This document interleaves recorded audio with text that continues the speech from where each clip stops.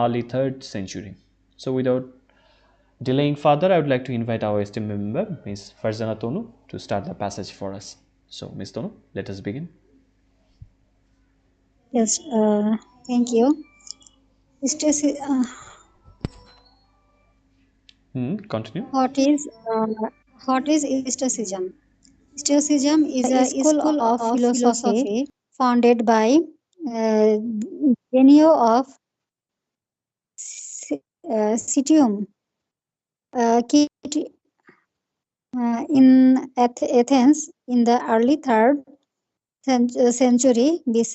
It is predominantly a philosophy of personal ethics informed by its system of logic and its views on the natural world.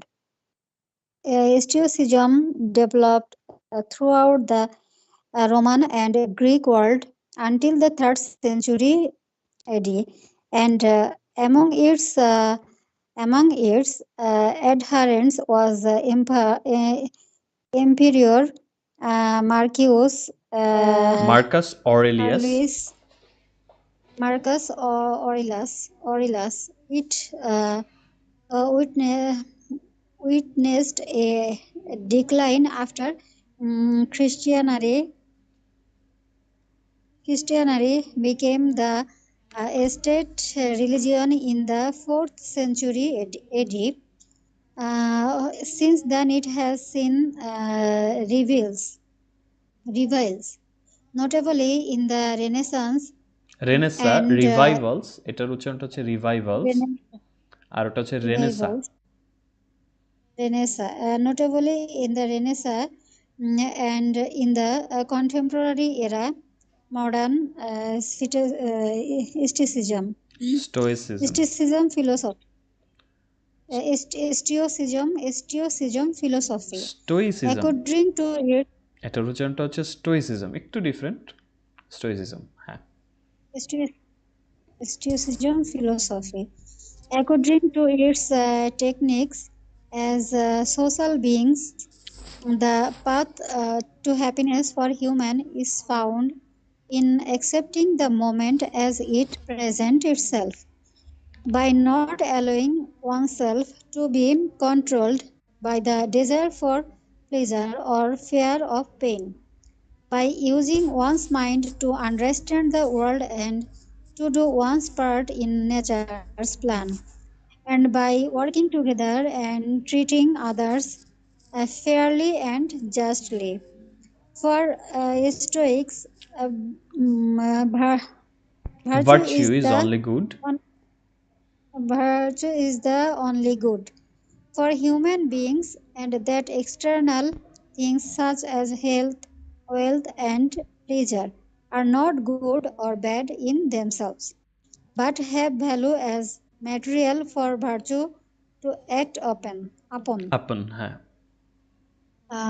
For example, let's suppose that you are trying to help a drug addicted and they turn out to be unwillingly unwilling to cooperate. unwilling to cooperate. Cooperate In এটা this case, pronunciation. cooperate. In this case, it is wiser to direct one's effort and attention towards constructive virtues such as understanding and patience than to become disheartened by the incidents. Thus, Stoicism teaches the development of self-control and fortitude as a means of overcoming destructive emotions. The philosophy holds that becoming a clear and unbiased thinker allows one to understand the universal reason and hence to be free from negative emotions such as angry, envy and jealous. Alright, jealousy, anger, envy and jealousy. So let's see কি অবস্থা এইটুকু পর্যন্ত।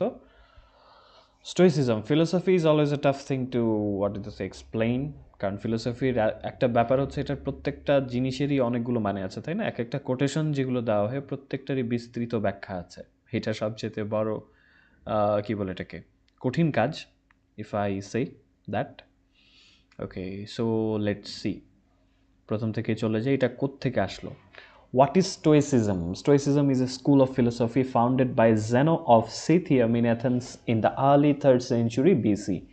It is predominantly a philosophy of personal ethics informed by its system of logic and its views on the natural world.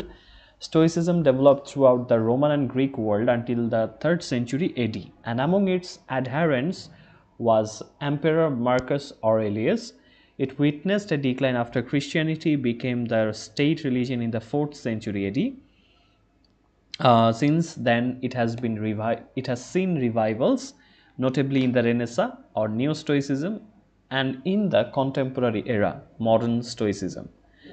তো এটা বলা হচ্ছে স্টোইসিজমটা হচ্ছে খ্রিস্টপূর্ব 3য় শতাব্দীর গোড়ার দিকে এথেন্সে সিথিয়াম অঞ্চলের জেনো নামে একজনের দ্বারা প্রতিষ্ঠিত দর্শনের একটা স্কুল, কাইন্ড অফ, মানে এটা একটা ধারণা, মতবাদ। এটা মূলত হচ্ছে একটা ব্যক্তিগত নীতিশাস্ত্র, যদি বলি এটাকে, যেটা আমাদের যে ব্যক্তিগত নীতি আছে, এথিক্স আছে, সেটার একটা ফিলোসফি বা দর্শন। প্রিডমিনেন্টলি শব্দটার অর্থটা কি মূলত যদি আমরা বলি, এবং এইটা কিসের উপর দিয়ে চলে, এবং এটা তার যুক্তির একটা সিস্টেমের উপর দিয়ে চলে, এবং এর ভিউ আছে বা এর দৃষ্টি আছে ন্যাচারাল ওয়ার্ল্ড, প্রাকৃতিক জীবনের উপরে। মানে আমরা প্রকৃতিতে যেই জিনিসগুলো দেখি, প্রকৃতিতে যে নিয়মকানুনগুলো হচ্ছে, যে ব্যাপারগুলো ঘটছে, সেটার উপরে এর কিছু মতবাদ বা দর্শন আছে। স্টোইসিজম রোমান এবং গ্রিক দুনিয়া জুড়ে হচ্ছে ডেভেলপ হয়েছে 3য় শতাব্দী পর্যন্ত, অ্যামং ইটস অ্যাডহারেন্টস, এবং এর অ্যাডহারেন্টসদের মধ্যে ছিলেন এম্পেরর মার্কাস অরেলিয়াস। অ্যাডহারেন্টস হচ্ছে অনুসারী। এই মতবাদের তো একজন অনুসারী প্রয়োজন, কারণ অবভিয়াসলি যখন রাজা অনুসারী হবেন তখন কিন্তু এটার অন্যরকম কদর তৈরি হবে, তাই না? যেমন এখানে কিন্তু পরবর্তীতে একটা কথা আছে, যখন খ্রিস্টিয়ানিটি অর্থাৎ খ্রিস্টিয়ান ধর্ম যখন স্টেট রিলিজন হলো, তখন এটার পতন শুরু হলো। তার মানে আমরা বুঝতে পারছি যখন যে রাজা ক্ষমতায় আসেন, সে যে মতবাদের অনুসারী হন, সেই মতবাদটা প্রচলিত হয় বেশি, রাইট? এটা হচ্ছে একটা বড় ব্যাপার। Miss Tanu, are you there with us? Yes, yes, I'm here. একটু সারা দিতে হবে মাঝে মধ্যে, নাহলে মনে হবে একা বসে আছে। You have to, what is this, Aurelius, Marcus Aurelius হচ্ছে এর বড় অনুসারী ছিলেন, এবং 4th শতাব্দীতে যখন রাষ্ট্রীয় ধর্ম পরিণত হয় খ্রিস্টিয়ানিটি, তারপর এটা মানে আস্তে আস্তে ডিক্লাইন হয়। What is the meaning of decline? Decline মানে কি? Decline, প্রকাশ করা। ডিক্লাইন হচ্ছে হ্রাস পাওয়া, হ্রাস, কমে যাওয়া। হ্যাঁ, হ্রাস ইনক্লাইন পাওয়া। হচ্ছে ঝোঁক, ডিক্লাইন হচ্ছে হ্রাস পাওয়া। তারপর হচ্ছে এটার রিভাইভাল, রিভাইভাল হচ্ছে এটা পুনরায় জীবন পেয়েছে বা পুনরুজ্জীবিত হয়েছে রেনেসা যুগে। রেনেসা যুগ হচ্ছে যখন হচ্ছে খুব কালচার বা এই জাতীয় বিষয়গুলো খুব জেগে ওঠে, সাংস্কৃতিক একটা বিপ্লব ঘটে, তখন এটা নিও স্টোইসিজম নামে এটার সূত্রপাত ঘটে। স্টোইসিজম হিসেবে সূত্রপাত ঘটে, এবং সমসাময়িক যুগে অর্থাৎ কন্টেম্পোরারি যুগে এটা আধুনিক স্টোইসিজম নামে পরিচিত হয়। ওকে, তো এই গেল হচ্ছে ইতিহাস। তাহলে এটার স্টার্ট করেছিলেন কে, স্টোইসিজমটা? স্টার্ট করেছিলেন Zeno of Citium. Zeno of Citium in এথেন্সে। এথেন্সে শুরু করেছিলেন। এটা সবচেয়ে বড় অনুসারীদের মধ্যে একজন কে ছিলেন? অনুসারী ছিলেন হচ্ছে মার্কাস অরেলিয়াস, ওই সম্রাট। অরেলিয়াস। হ্যাঁ, নামগুলো এত কঠিন আসলে উচ্চারণ করাটা, না দেখে উচ্চারণ করাটা কষ্টকর, খুব কষ্ট। এগুলো হচ্ছে ওই গ্রিক নামগুলো, ল্যাটিন নামগুলো, এগুলো খুবই ঝামেলার নাম। যেমন হচ্ছে রেনেসা বানানটা দেখলে কেউ মানে ধারণা করাটা কঠিন, না শুনে থাকলে যে এটার উচ্চারণটা রেনেসা হবে, মনে হবে রেনেসান্স টাইপের কিছু একটা। রেনেসান্স করে ফেলছিলাম, হুম, মানে যদিও জানি। ওই যে লেখা এটা পড়েছে হচ্ছে বাংলাতে লেখা থাকতে হচ্ছে রয়ের উপর আবার চন্দ্রবিন্দু দেওয়া থাকে, রেনেসা, ফরাসি টাইপের এটা উচ্চারণটা, খুব সম্ভবত ফ্রান্সের ওই জায়গা থেকে উৎপত্তিটা ঘটেছে। ওকে, তো স্টোইসিজম ফিলোসফিটা আসলে কি? According to its teachings, as social beings, the path to happiness for humans is found in accepting the moment as it presents itself, by not allowing oneself to be controlled by the desire for pleasure or fear of pain, by using one's mind to understand the world and to do one's part in nature's plan, and by working together and treating others fairly and justly. তো এটার যে শেখানো বা শিক্ষা, teachings, এই শিক্ষা অনুসারে সামাজিক প্রাণী হিসেবে মানুষের জন্য সুখের একটা পথ হচ্ছে পাওয়া যায় কিসের মধ্যে? Accepting the moment as it presents itself. এটা একসাথে ট্রান্সলেট করতে হবে। এর মানে হচ্ছে একটা মুহূর্ত নিজেকে যেভাবে আপনার সামনে উপস্থাপন করছে সেভাবেই সেটাকে মেনে নিতে হবে। সেটা ভালো হলে ভালো, খারাপ হলে খারাপ।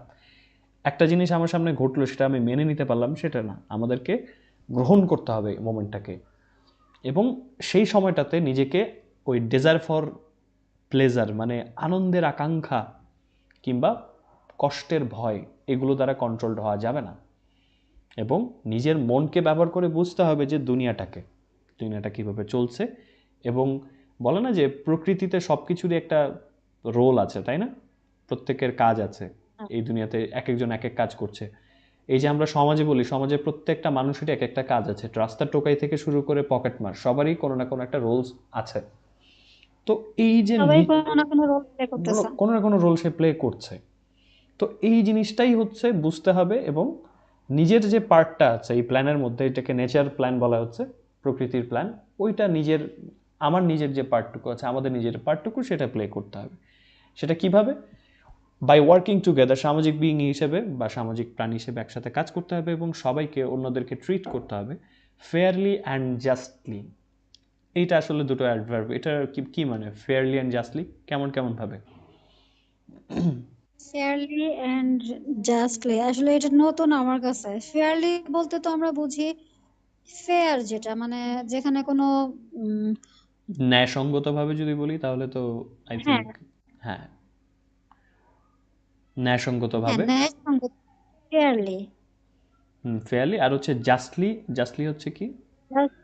শুধুমাত্র জাস্ট মানেও কিন্তু হচ্ছে ন্যায্যভাবে, ন্যায়সঙ্গত। জাস্ট জাস্ট হচ্ছে ওই জাস্টিস। জাজের এটা হচ্ছে কি হ্যাঁ অ্যাডভার্ব জাস্টলি। হ্যাঁ, জাস্ট হচ্ছে ন্যায়, জাস্টিস হচ্ছে বিচারপতি, ঠিক আছে?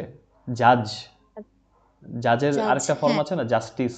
জাস্টিস কিন্তু জাস্ট কাজগুলো করেন আর কি। জাস্ট একটা মানে হচ্ছে ন্যায়। ওকে, তো এই ন্যায় এটা সঙ্গতভাবে, অ্যাডভার্ব জাস্টলি। জাস্টলি একটা অ্যাডভার্ব, ইয়েস অ্যাবসলিউটলি। তো এইভাবে মানুষজনকে ট্রিট করতে হবে। এখন স্টোইক যারা আছেন, স্টোইক মতবাদের অনুসারী যারা আছেন স্টোইসিজমে, তাদের হচ্ছে virtue is the only good for human beings. তো মানুষ জাতির মধ্যে ভার্চুটা, পুণ্য, বা হ্যাঁ পুণ্যই তো বলবে এটাকে, ভার্চুর আরেকটা কি আছে, ভালো গুণ না, কি বলে? হ্যাঁ, ভার্চু হচ্ছে যে ভালো গুণ। ভালো গুণই একমাত্র ভালো জিনিস, এটা হচ্ছে ওদের জন্য একটা মানে টার্ম আর কি। এবং বাহ্যিক জিনিস যেগুলো আছে, ভেতরকার গুণটাই হচ্ছে আসলে ওদের কাছে। এবং এই যে বাইরের জিনিসগুলো আছে যেমন স্বাস্থ্য, তারপর হচ্ছে অর্থ সম্পদ কিংবা আনন্দ, সেগুলো হচ্ছে নিজেদের মধ্যে তারা ভালো খারাপ কিছুই না, মানে তাদের আলাদা করে ভালো খারাপ কোনো মূল্য নাই, তাদেরকে পাপ পুণ্য দিয়ে মাপা যাচ্ছে না বা ভালো খারাপ দিয়ে মাপা যাচ্ছে না, কিন্তু তাদের একটা কদর আছে কি হিসেবে? Material for virtue to act আপন। টু অ্যাক্ট আপন মানে হচ্ছে কোনো কাজ করা, যে এই ভার্চুকে ব্যবহার করার জন্য একটা উপাদান হিসেবে এটা কাজে লাগতে পারে, ঠিক আছে? মানে এই যে ভার্চু মানে ভালো গুণগুলো, আমি আমার সততাটাকে ব্যয় করছি, সততাটাকে ব্যয় করলাম কি দিয়ে? আমার কি বলে এটাকে, আমার অর্থ সম্পদ ব্যয় করার মাধ্যমে করতে পারি, তাই না? বা আমার স্বাস্থ্য ভালো আছে, সেক্ষেত্রে আমি কি করতে পারি? আমি ভালো কাজের জন্য আসসালামু আমার আলাইকুম স্যার। এই জিনিসটাকে ব্যয় করতে পারি। ওয়ালাইকুম আসসালাম মিস আসমা, গুড ইভিনিং। এবং হচ্ছে আমি আনন্দ পাচ্ছি, কিন্তু এই আনন্দটা আমি ছড়িয়ে দিতে পারি, তাই না? এইটাই হচ্ছে পুণ্যকে ব্যবহার করে, পুণ্যকে কাজে লাগানো এই জিনিসগুলো, এক্সটার্নাল জিনিসগুলোর মাধ্যমে। So are we clear? Health, wealth আর প্লেজারকে ব্যবহার করতে হবে নিজের ভেতরকার ভালো গুণের মাধ্যমে, মানে ওটা হচ্ছে কন্ট্রোলার। যেমন হচ্ছে এর পরে উদাহরণ দেওয়া আছে, let's suppose that you are trying to help a drug addict. আপনি ধরেন একজন নেশাগ্রস্তকে সাহায্য করার চেষ্টা করছেন। Okay miss Asma, have you been able to open the passage? Sir এই যে ওপেন করতেছি স্যার, আমি আসছি স্যার কিছুক্ষণ আচ্ছা আগে, আচ্ছা 5 আচ্ছা, মিনিট হবে। ওকে ওকে, তাহলে আমরা পড়ছি হচ্ছে স্টোইসিজম ফিলোসফিতে চলে যাবেন। এটার হচ্ছে সেকেন্ড প্যারাতে, ফার্স্ট স্টোইক্স, ওখানে আছি। বের করতে না পারলে আমাকে একটু জানাবেন, ঠিক আছে? ওকে, তো বলা হচ্ছে যে উদাহরণস্বরূপ ধরে নেন আপনি একজন ড্রাগ এডিক্টকে হেল্প করার চেষ্টা করছেন এবং they turn out to be unwilling to cooperate, কিন্তু সে আপনার কথা শুনতে চাইছে না, মানে কোঅপারেট করতে চাইছে না।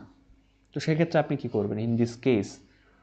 তবে এই ক্ষেত্রে অধিকতর জ্ঞানীর কাজটা হবে, বা আরেকটু জ্ঞানমূলক কাজ হবে, সেটা কি, যে এই ঘটনা দিয়ে আপনি হতাশ হওয়ার চাইতে আপনার চেষ্টা থাকবে যে একটু এই বিষয় নিয়ে একটু বোঝাপড়া করে নিতে হবে এবং আপনার ধৈর্য রাখতে হবে। যে আমি হেল্প করতে চাচ্ছি, সে তো শুনবে না, খুব স্বাভাবিক, কারণ সে অ্যাডিক্ট, সে আমার ভালো কথা তার কান দিয়ে যাবে না। তো সেই ক্ষেত্রে আমি হতাশ হব না, আমার রাখতে হবে কি, আমার রাখতে হবে হচ্ছে ধৈর্য, এবং আমার ইফোর্টটা আছে, আমার যে কার্যক্রম এবং হচ্ছে অ্যাটেনশন আছে, সেটা কনস্ট্রাকটিভ ভার্চুজের দিকে রাখতে হবে। কনস্ট্রাকটিভ হচ্ছে গঠনমূলক জিনিসের দিকে রাখতে হবে। যেমন হচ্ছে আমার আন্ডারস্ট্যান্ডিংটা বাড়াতে হবে যে কেন সে কোঅপারেট করতে চাইছে না, ধৈর্য রাখতে হবে। বরঞ্চ আমাদের এই ঘটনা ইনসিডেন্স দিয়ে ডিসহার্টেন্ড হওয়া যাবে না। ডিসহার্টেন্ড মানে কি? ডিসার্টেন মানে হতাশ। অনিশ্চিত। ডিসহার্টেন্ড মানে হার্ট, আপনি মন থেকে মেনে নিতে না পারা, হতাশ হয়ে যাওয়া, ঠিক আছে? ডিসহার্টেন্ড এই ঘটনা দিয়ে। তো এইভাবে স্টোইসিজম শেখাচ্ছে ডেভেলপমেন্ট অফ সেলফ কন্ট্রোল, মানে আমাদের যে সেলফ কন্ট্রোলের উন্নতি। সেলফ কন্ট্রোল মানে কি? নিজেকে সংযত করা। নিজেকে সংযত করা, আত্মনিয়ন্ত্রণ যেটাকে বলে, এটা একটা ব্যাপার। আর কিসের? আত্মনিয়ন্ত্রণ। হ্যাঁ, আত্মনিয়ন্ত্রণ। আর হচ্ছে ফর্টিটিউড। ফর্টিটিউড মানে হচ্ছে ধৈর্য। সো ধৈর্যের বিকাশটা ঘটাচ্ছে বাই ওভারকামিং ডিস্ট্রাকটিভ ইমোশন। কোন জিনিসটাকে ওভারকাম করে বা পার করে? Destructive emotions. ডিস্ট্রাকটিভ ইমোশনস আসলে কোনগুলো? ডিস্ট্রাকটিভ ধ্বংসাত্মক মিনিং টাইপের, হচ্ছে ধ্বংসাত্মক। ধ্বংসাত্মক অতিরিক্ত ইমোশন। আবেগ। না, ইমোশন তো ঠিক আছে, ইমোশন, সব ইমোশন যে খারাপ বিষয়টা এমন না। ধ্বংসাত্মক ইমোশন মানে কোনগুলো? যেটা ক্ষতি করে আর কি, যেটা ধ্বংসাত্মক টাইপের। রাগ, হিংসা, তারপর হচ্ছে ঈর্ষা, লোভ, এগুলো আর কি। This are the destructive emotions, এগুলোকে বলা যায়। এবং এটা পরে কিন্তু আছে, নিচের দিকে আছে। এবং এই ফিলোসফিটা ধরে রেখেছে যে becoming A clear and unbiased thinker, আপনাকে পরিষ্কার চিন্তার এবং একজন আনবায়াস থিঙ্কার হতে হবে। আনবায়াসড মানে কি? থিঙ্কার তো চিন্তাবিদ বা চিন্তা সম্পন্ন মানুষ। আনবায়াসড, যে বায়াসড না। আমরা বলি না যে এই জায়গাটাতে বাবা মা সন্তানের প্রতি বায়াসড থাকেন। So what is biased? পক্ষপাতিত্ব। ইয়েস। তাহলে আনবায়াসড কি হবে? পক্ষপাতিত্বহীন, রাইট? পক্ষপাতিত্বহীন। পক্ষপাতিত্বহীনভাবে ভাবতে হবে। এবং এটা এটা হওয়ার মাধ্যমে মানুষকে সুযোগ করে দিবে সেটা, যে আমরা ইউনিভার্সাল রিজন, বৈশ্বিক যে কারণ, কারণ ঠিক বলা যাবে না, রিজনের একটা মানে কিন্তু যুক্তি। তো যুক্তি বুঝতে পারবো আমরা, এটা যেটার নাম বলা হচ্ছে logos. And hence to be free from negative emotions such as anger, envy and jealousy. তো আমরা একজন নিরপেক্ষ এবং স্পষ্ট চিন্তাবিদ হওয়ার কারণে একজন সার্বজনীন যে কারণটা আছে বা রিজনটা আছে, যুক্তিটা আছে, সেটা বোঝার সুযোগ করে দেয় এবং রাগ, হিংসা এবং ঈর্ষার মতো নেতিবাচক আবেগ থেকে মানুষকে মুক্ত করে দেয়। ওকে, তারপর ক্লিনথাস নামে একজন স্টোইক দার্শনিকের কথা বলা আছে, স্টোইক ফিলোসফার। উনি একবার ভেবেছিলেন যে একজন দুষ্ট মানুষ হচ্ছে একটা গাড়িতে বাঁধা কুকুরের মতো, গাড়ির সাথে বাঁধা কুকুরের মতো, এবং সে যেখানে, গাড়িটা যেখানে যায় সেখানে সে যেতে বাধ্য হয়। যদিও এটার অর্থটা বুঝতে হলে আমাদেরকে এই বিষয়ক আর কি ক্লিনথেসের পুরোটা পড়তে হবে, নাহলে আসলে বোঝা যাচ্ছে না যে গাড়িতে বাঁধা কুকুরের সাথে কথাটা তো বুঝলাম না। তো আমি দুষ্ট মানুষ তো যেখানেই যাই ভেজাল করে, তার পেছনে কেন গাড়ি বাঁধা থাকবে? এরকম থাকলে তো ভালোই হইতো, এক জায়গায় স্থির এখানে থাকতো। এখানে একটা ব্যাপার আছে, এখানে হয়তো সে বুঝিয়েছে এই দড়িতে বাঁধা কুকুরের মতো হচ্ছে কি, এই গাড়িতে বাঁধা কুকুর বলতে বোঝানো হচ্ছে গাড়িটা হচ্ছে তার ইমোশন, নেগেটিভ ইমোশন। তার নেগেটিভ ইমোশন যেদিকে যায় সে মানুষ হিসেবে কুকুরের মতো সেটার পেছনে পেছনেই যায়, সেখান থেকে মুক্ত হতে পারছে না। যার মধ্যে ওই যে অ্যাঙ্গার, এনভি, জেলাসি এগুলো আছে, এগুলো হচ্ছে গাড়ির মতো, গাড়ি ভর্তি ধরেন ইমোশন। অ্যাঙ্গার যেদিকে যাবে তার কিন্তু ওই পিছনে পিছনে দড়িতে বাঁধা কুকুরের মতো তারও পিছনে পিছনে যেতে হচ্ছে। ঈর্ষা তাকে যেদিকে নিয়ে যাচ্ছে সেদিকে যেতে হচ্ছে, সে কিন্তু ডিসিশন নিচ্ছে না, ডিসিশন নিচ্ছে কি তার এই ডিস্ট্রাকটিভ ইমোশনগুলো। যদি এভাবে ভাবি তাহলে তো মনে হয় আই থিঙ্ক বোঝা যাওয়া সম্ভব, তাই না? হ্যাঁ স্যার, এটা ঠিক আছে, আপনি যেটা এক্সাম দিয়ে দিচ্ছেন, যুক্তি দিচ্ছেন। হুম। তো দার্শনিকরা অবশ্যই একটা গাড়ির কথা গতিতে বলে, তার হিংসাত্মক হ্যাঁ তাকে কার্যক্রমগুলো চালাচ্ছে তো হয়। আরেকজন, মানে তার ইমোশনটা তাকে চালাচ্ছে, সে তো চলছে না। সে পেছনে কুকুর হিসেবে তুলনা করেছে, কুকুর যেখানে বাধা থাকে ওকে যেদিকে টানে ওকে ওই দিকেই যেতে হয়। A stoic of virtue, by contrast, would amend his will to suit the world and remain in the world of Epictetus, sick and yet happy, in peril and yet happy, dying and yet happy, in exile and happy, in disgrace and happy, thus positing a completely autonomous individual will, and at the same time, a universe that is a rigidly deterministic single whole. যাক, সবচেয়ে কঠিন প্যারা হচ্ছে এটা। ওকে, so let's C.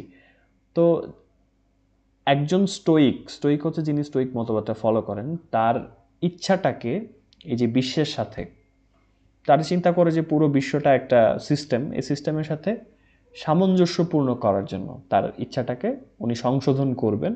এবং এপিকটেটাসের ভাষায় মানুষটা কি থাকবে, সে অসুস্থ হলেও সে সুখী, ঠিক আছে, সে অসুস্থ হলেও সে সুখী থাকছে।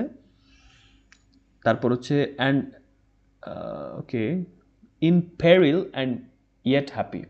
পেরিল শব্দটা জানি মানে কি, হোয়াট ইজ পেরিল? পেরিল শব্দটা হচ্ছে একদম কি বলে এটাকে, খুবই বিপদে থাকা, in serious and immediate danger. বিপদে থাকলেও সে সুখী, মারা যাচ্ছে তবুও সে সুখী। ইন এক্সাইল, এক্সাইল হচ্ছে নির্বাসনে থাকা, নির্বাসনে থেকেও খুশি।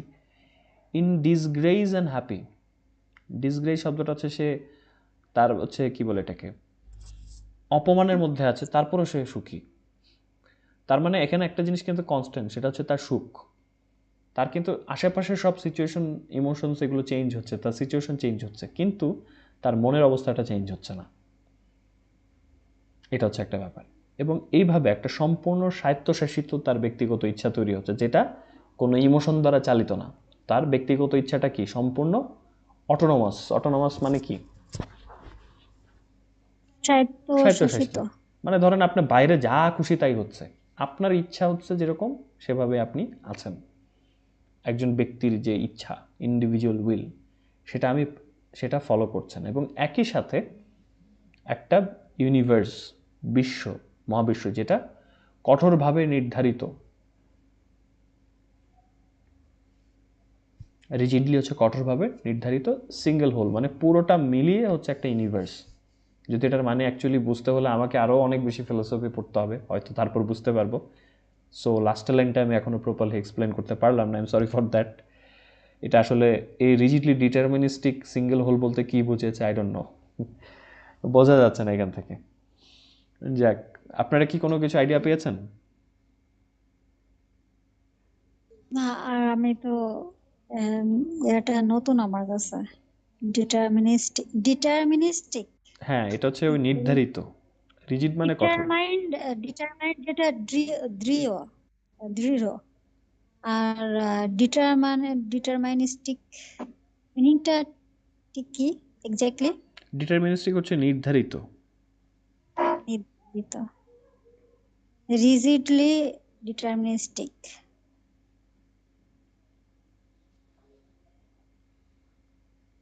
তার মানে হচ্ছে একদম কঠোরভাবে নির্ধারিত। সিঙ্গেল হোল, এটা দিয়ে আসলে যে কি বোঝালো, সিঙ্গেল হোল বলতে একটা ইউনিভার্সের কথা বলেছে। এই বিশ্বটা হচ্ছে একটা কঠোরভাবে নির্ধারিত এবং এক সূত্রে গাঁথা পুরোটা। পুরো মহাবিশ্ব এক সূত্রে গাঁথায়, সেটা হতে পারে।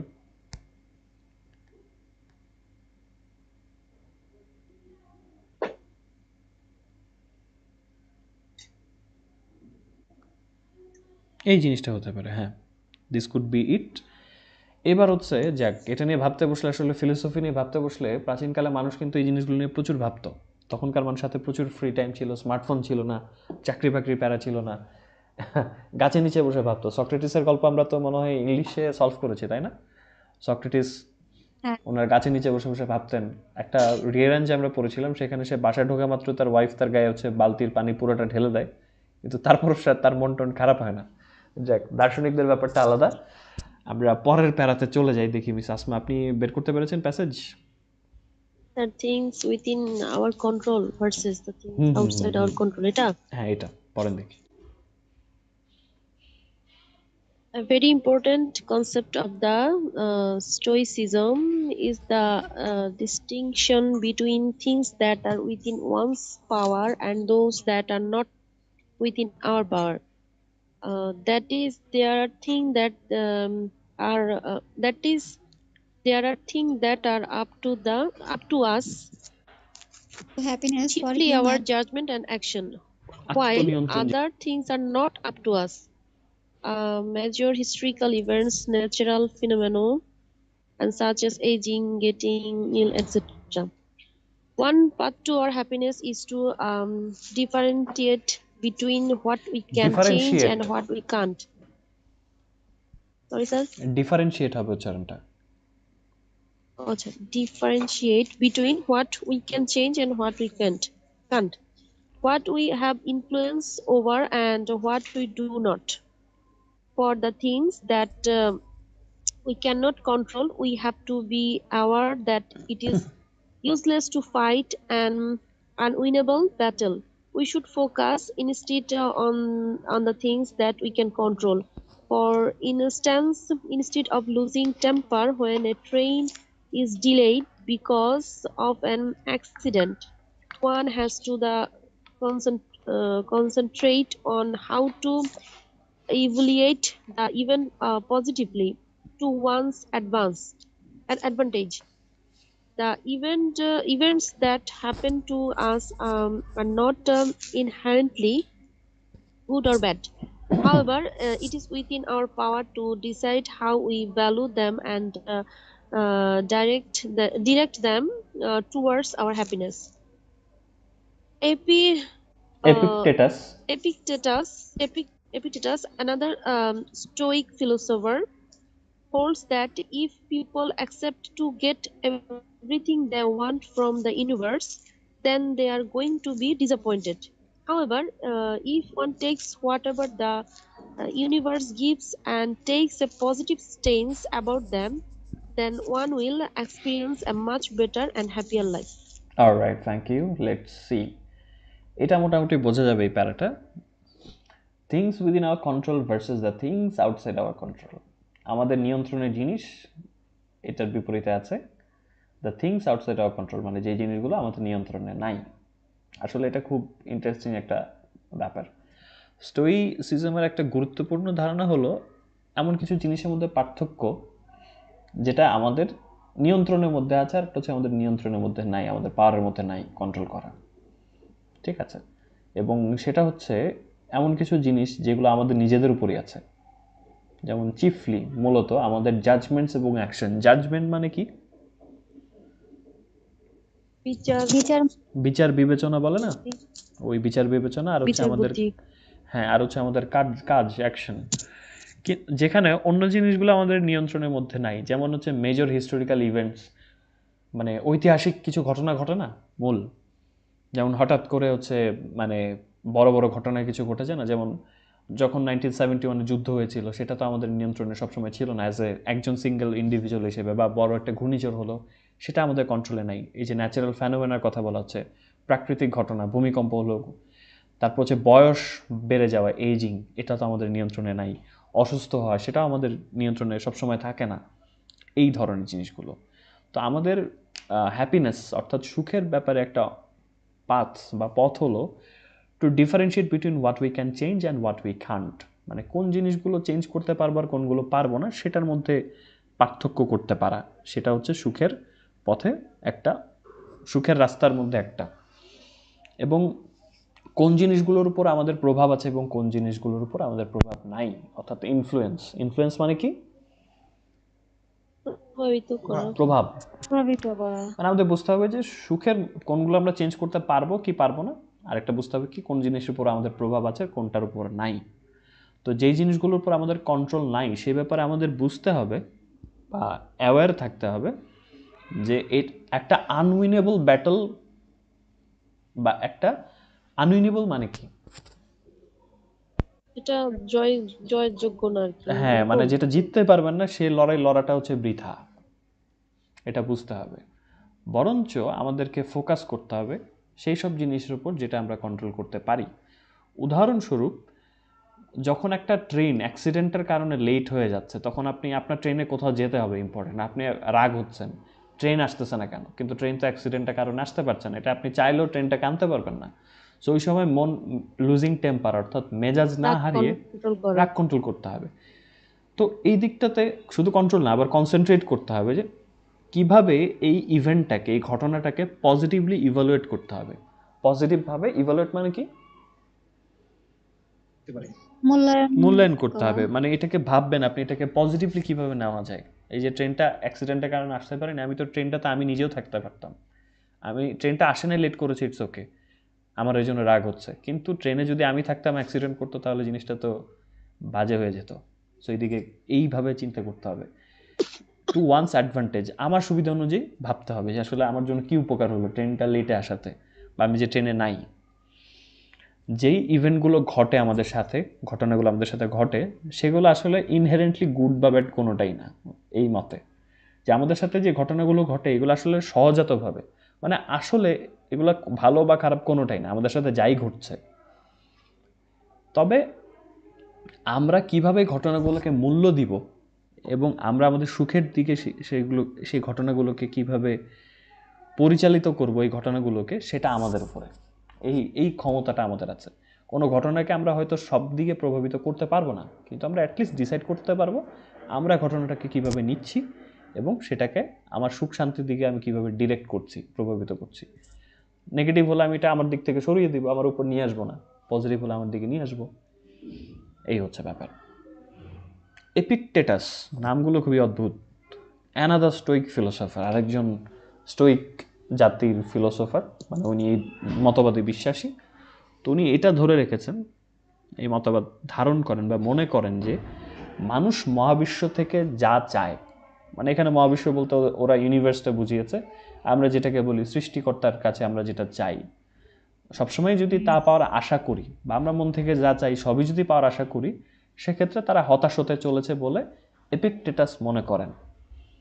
তবে কেউ যদি যা পাচ্ছে সেটাকে গ্রহণ করে এবং সেই সম্পর্কে সে একটা পজিটিভ অ্যাপ্রোচ তার থাকে, ইতিবাচক অবস্থান সে নেয়, পজিটিভ স্ট্যান্স নেয়, স্ট্যান্স হচ্ছে অবস্থান নেওয়া, সেক্ষেত্রে মানুষ এক্সপিরিয়েন্স করতে পারবে অনেকখানি বেটার এবং হ্যাপিয়ার লাইফ, তুলনামূলকভাবে ভালো এবং সুখী জীবন সে উপভোগ করতে পারবে।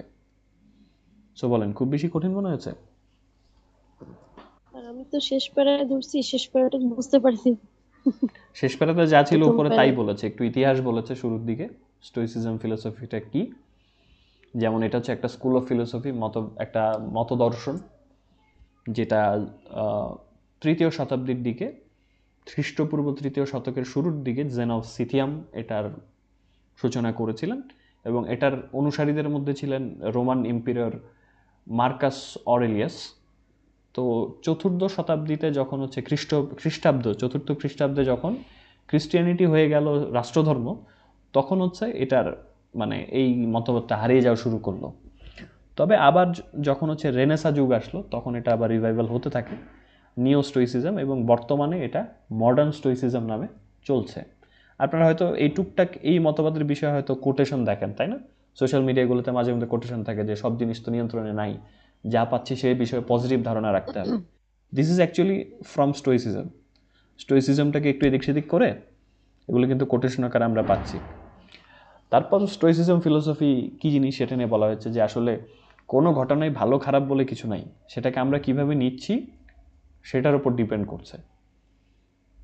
এবং আমরা আমাদের নেতিবাচক আবেগকে আমাদের কন্ট্রোল করতে না দিয়ে পজিটিভ রাখতে হবে, নিজেকে ধরে রাখতে হবে, সেটা বলা হয়েছে।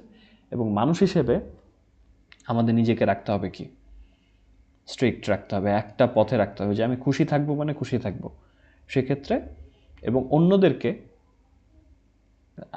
ন্যায়সঙ্গতভাবে এবং ন্যায্যভাবে তার সাথে ডিল করতে হবে আমার। এই হচ্ছে মোটামুটি ছিল স্টোইসিজমের ধারণা। এখন 3টা ট্রু ফলস আছে, দেখি ট্রাই করেন তো সলভ করার জন্য।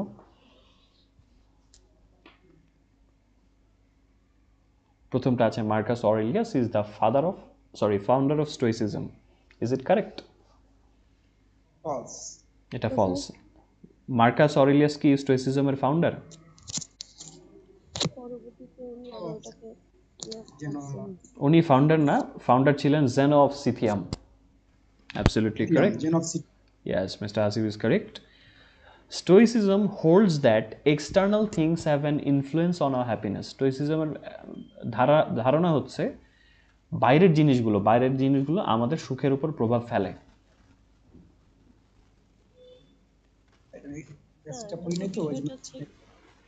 এটা ফেলে, এটা ছিল, ঠিক আছে। বাইরের ইনফ্লুয়েন্সগুলো কি কি, যেমন হচ্ছে আমরা করি না, ডিস্ট্রাকটিভ ইমোশনগুলো, অনুভূতিগুলো, হ্যাঁ, আমাদের সুখের উপর প্রভাব ফেলে।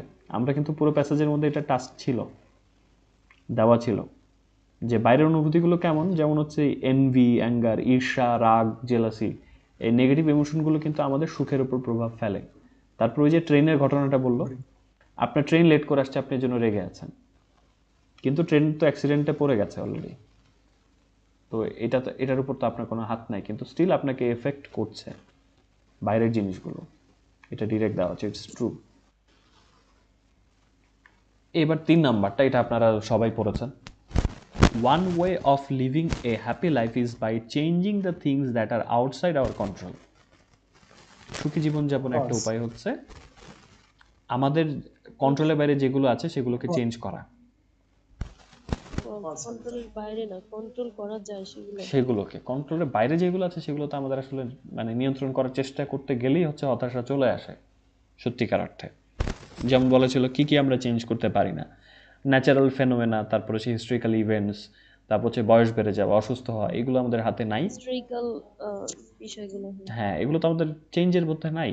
যেটা চেঞ্জ হয় সেটা হচ্ছে, একা মানুষের পক্ষেও চেঞ্জ হওয়া সম্ভব না। যেটা আমরা চেঞ্জ করতে পারবো আমাদের নিজের ভেতরে চিন্তাভাবনাটা, ভার্চিউ যেটাকে বলা হচ্ছে, গুণটাকে, যে আমি এটাকে পজিটিভলি নিব না নেগেটিভলি নিব। যে কোনো ঘটনাকে আমি যেভাবে নিব সেভাবেই কিন্তু আমার মনের উপর, আমার ভালো থাকার উপর সেটা ইম্প্যাক্ট ফেলবে। So this is the thing. তো এই হচ্ছে মোটামুটি অবস্থা। আপনারা যদি রিলেটেড পেজেসে যান নিচের দিকে, সেক্ষেত্রে এপিকটেটাস, এই গ্রিক দার্শনিকের কিছু কোটস আছে, তারপর হচ্ছে সেনেকা নামে একজন দার্শনিকেরও কোটস আছে। সেনেকা হচ্ছে, যদি জানি, সেনেকার নামটা কি শুনেছি আমরা কখনো?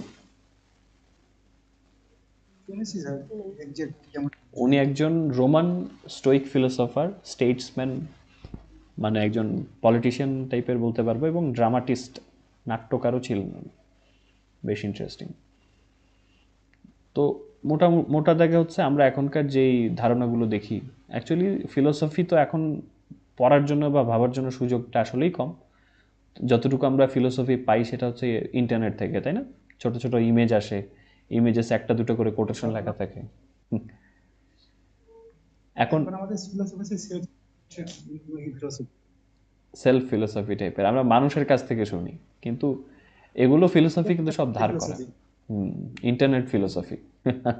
যেমন এটা নিয়ে মাঝখানে মজা শুরু হয়েছিল যে মানুষজন কি করে, বিভিন্ন কোটেশন নিজে লেখে, তারপর রবীন্দ্রনাথ ঠাকুর, কাজী নজরুল, মানে স্কুলের রচনার খাতাতে আমরা যেটা করতাম, মানুষ সেগুলো এখন হচ্ছে বাস্তবে করা শুরু করেছে। So this is the thing. মানুষ নিজের মতবাদ হলে সেটা আমরা প্রকাশ করা উচিত, নিজের নামে করা উচিত। So we think that by adding famous people name we are just, what do you say, attention. এখন attention পাওয়াটা হয়ে গেছে সত্যিকার অর্থে মানে মানুষের একটা বড় মানে সুখে থাকার কারণ, নেশা টাইপের। হ্যাঁ, অ্যাটেনশন অসুস্থ টাইপের স্যার, অ্যাটেনশনটা অসুস্থ, মানে খুব স্বাভাবিক। অসুস্থ পর্যায়ে চলে যাচ্ছে, সত- মানসিকভাবে অসুস্থতা। একদম সত্য কথা। বুকে থাকে না, আরেকটা অস্থির থাকে। অস্থির থাকে, এটা অন কাইন্ড অফ সিক আর কি স্যার, সিকনেস। যে এটা অ্যাটেনশন সিকার, এটা মোস্ট অফ দ্য পারসন মানে in the context of society, যে কারো অ্যাটেনশন নিতে পারলেই বা নিজেকে শো অফ করতে পারলেই সে কিছু একটা হয়ে যাচ্ছে, লাইক দ্যাট, এরকম কিছু সে অলওয়েজ থিঙ্কিং করে। মানসিকভাবে খুব অদ্ভুত ব্যাপার জিনিসগুলো, এবং এটা এখন হচ্ছে কিরকম চেইন রিয়াকশনের মতো হয়ে গেছে, যে আমরা যেগুলো কন্ট্রোল করতে পারছি না। মজার বিষয় দেখেন, আপনি যখন দেখবেন সোশ্যাল মিডিয়াতে যে আপনি খুব অফিসের মধ্যে বসে কষ্ট করছেন, দেখবেন ফেসবুকে আপনারই বন্ধু তালিকার একজন সে হচ্ছে কক্সবাজারে সে সাগরের ছবি দিচ্ছে তখন আপনার মন খারাপ হবে, যদিও হচ্ছে আপনি যেতে পারছেন না, আপনার যাওয়ার সুযোগ নেই। আমরা সবচেয়ে একটা হ্যাঁ বলেন। ও, এটার বিষয়ে একটা বলে নিই। ওই যে আপনি দেখে মন খারাপ হলো যে আরেকজন কক্সবাজারে ছবি দিচ্ছে, এবং যে ছবি দিচ্ছে সে হয়তো কক্সবাজারে নাই, সে অফিসে বসে আছে, সে কক্সবাজারের ছবিতে নিজেকে মানে একটু খুশি থাকার চেষ্টা করছে। এটা হচ্ছে সবচেয়ে ইন্টারেস্টিং ব্যাপার, যে সবাই সব জায়গায় বসে মানে সুখের চাষাবাদ করার চেষ্টা করছি। এটা হচ্ছে ব্যাপার। হ্যাঁ বলেন, এবার শুনি আপনার কাছ থেকে। এটা আমি বলতে চাচ্ছিলাম আসলে, আমরা সোশ্যাল মিডিয়াতে যা দেখি টোটালটা হচ্ছে বলতে পারি আমরা মেক ইউ ফেক, অভিনয়। আমি পার্সোনালি এমন কিছু লোকদের চিনি বা জানি, ক্লোজ, যারা হয়তো ফেসবুকে এত হ্যাপিনেসের পিক দেয়, তারা এমনি ঘুরে, তাদের যখন পার্সোনালি কথা বলি, তারা যে কতটা অসুখী আছে বা কতটা মানে জীবন নিয়ে আনহ্যাপি এবং হতাশাগ্রস্ত, এটা বোঝানো যাবে না। বাট তারা ফেসবুকে এত হাসি খুশি, স্মাইলি ফেস, স্মাইলি